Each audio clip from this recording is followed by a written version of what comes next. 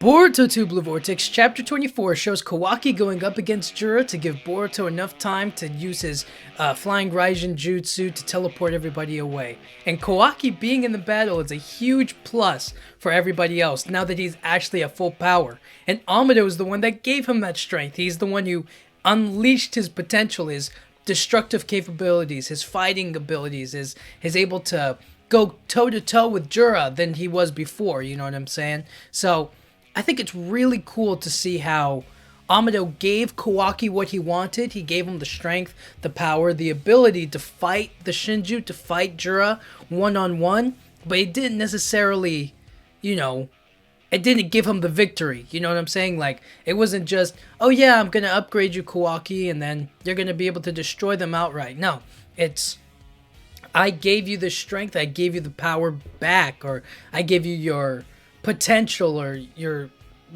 strength or whatever, right?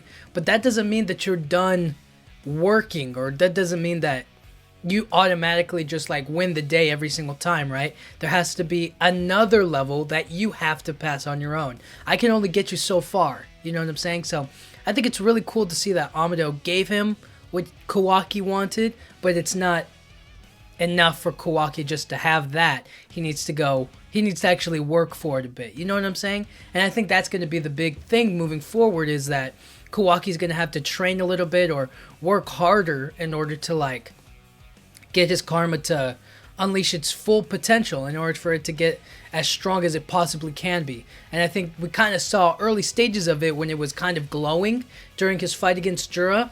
And in that fight, we'll be able to see that like Kawaki has a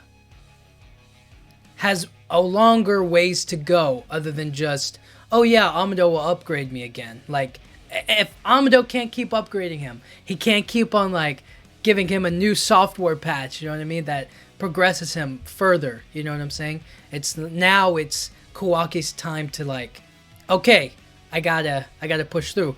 But then I wonder how Amado feels about like, he gave him what he wanted, but he still wasn't strong enough to defeat the enemy. So I imagine it's a mix of nerves mixed with like scared, you know what I mean? Like, he's scared about like, Kawaki could die, and he's putting himself in harm's way.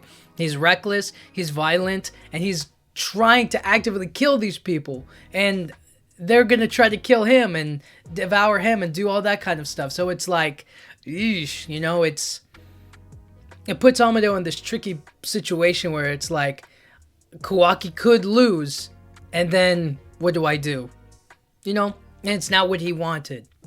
So it's going to be interesting to see like Amado's reactions, or like understanding how he feels about Kawaki being out in the field, understanding that maybe Kawaki has more to go as he trains, you know what I'm saying?